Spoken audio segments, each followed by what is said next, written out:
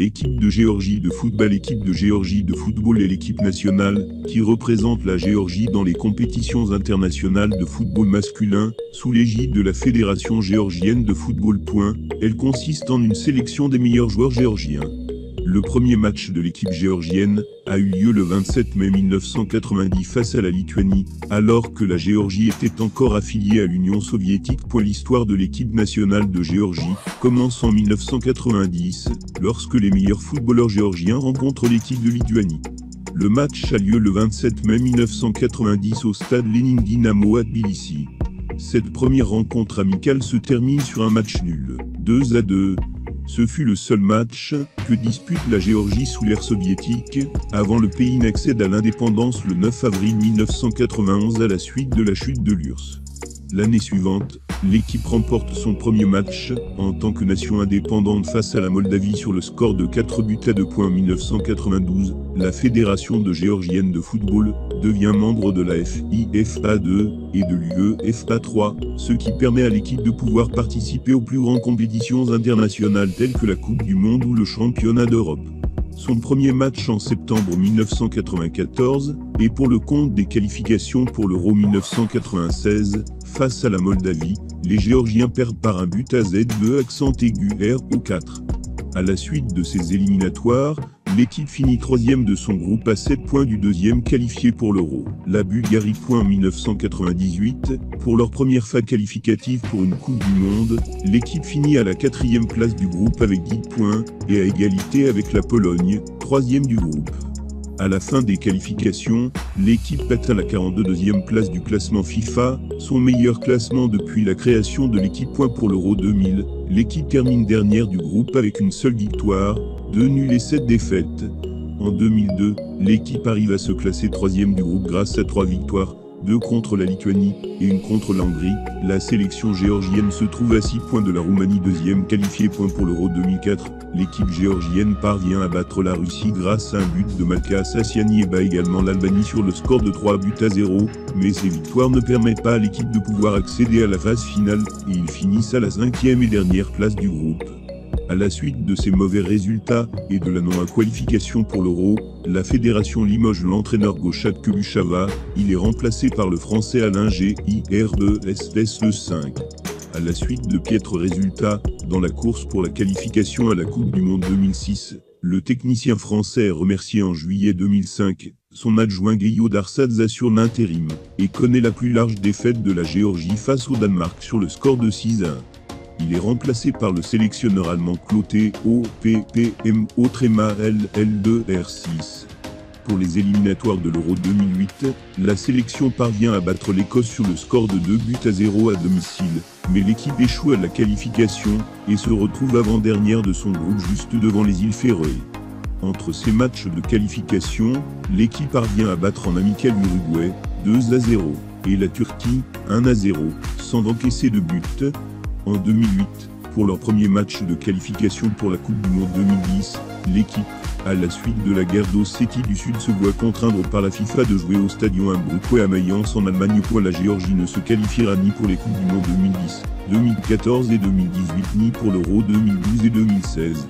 Malgré ses échecs, elle se montre très rigoureuse défensivement et donne régulièrement du fil à retordre à de plus fortes nations qu'elle en obtenant des matchs nuls ou des défaites de moins de 2 buts d'écart, 0-0 à domicile contre la France en éliminatoire du Mondial 2014, défaite 1-2 sur la pelouse de l'Allemagne en éliminatoire de l'Euro 2016, match nul et ou défaite d'un but d'écart contre le pays de Galles, l'Autriche ou encore l'Irlande en éliminatoire de la Coupe du Monde 2018. Dans le groupe 1 de la Ligue D lors de l'édition 2018 à 2019 de Ligue des Nations, la Géorgie survole sa poule en terminant en tête avec 5 victoires et un nul en 6 rencontres, synonyme de promotion en Ligue Z lors de l'édition 2020 à 2021 et d'éligibilité pour les barrages de l'Euro 2021 via la voie D, puisque la Géorgie n'a terminé qu'à la 4e et avant la dernière place de son groupe de qualification à 8 points de la 2e place, les 2 premiers étant directement qualifiés. Le 8 octobre 2020, la Géorgie défait à domicile, 1-0.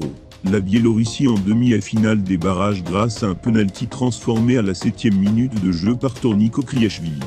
Le 12 novembre 2020, la Géorgie reçoit la Macédoine du Nord pour la finale de barrage de la Voie D. Elle s'incline chez elle d'une courte tête sur une réalisation de Goran Pandev à la 56 minutes de jeu en faveur de la sélection des Balkans, et échoue de peu à se qualifier pour le premier Euro de son histoire. Équipe du Maroc de football. Équipe du Maroc de football, surnommée les Lions de l'Atlas, représente le Maroc dans les compétitions internationales masculines de football. Elle a été créée en 1916, et son premier match officiel a eu lieu en octobre 1957 contre l'équipe d'Irak. Score 3-3. Elle a participé à 18 phases finales de la Coupe d'Afrique des Nations, qu'elle a pu remporter qu'une seule fois en 1967. Elle est arrivée en finale en 2004, et a été classée 3e en 1981.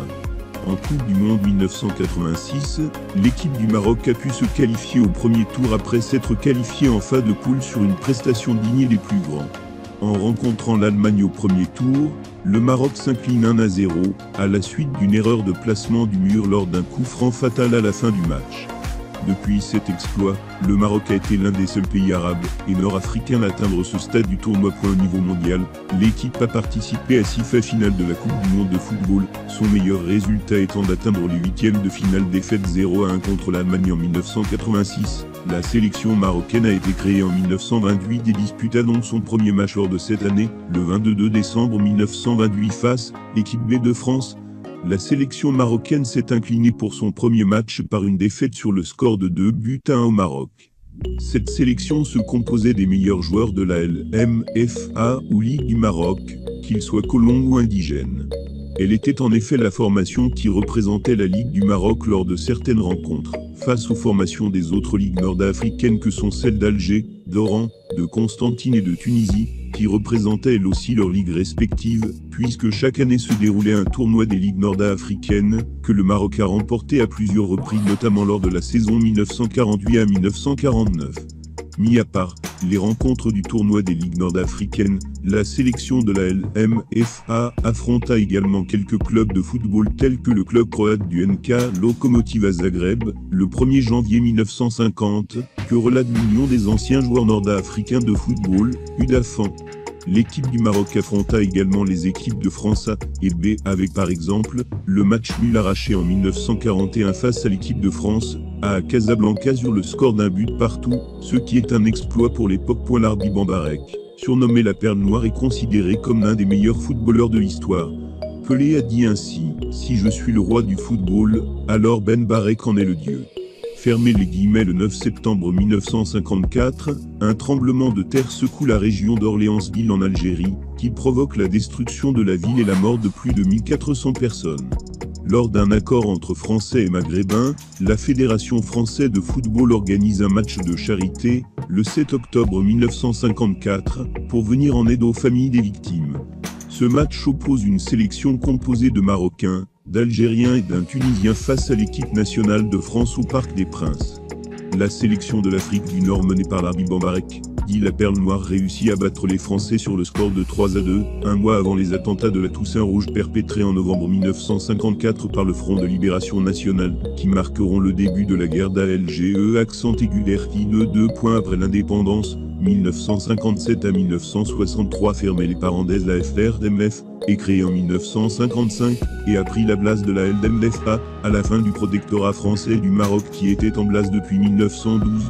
L'équipe nationale marocaine dispute son premier match officiel en tant que pays indépendant contre l'Irak le 19 octobre 1957 dans le cadre des Jeux panarabes au Liban, match disputé dans la cité sportive Camille Chamoun et qui se termine sur le score de 3 buts PARTOUT 3.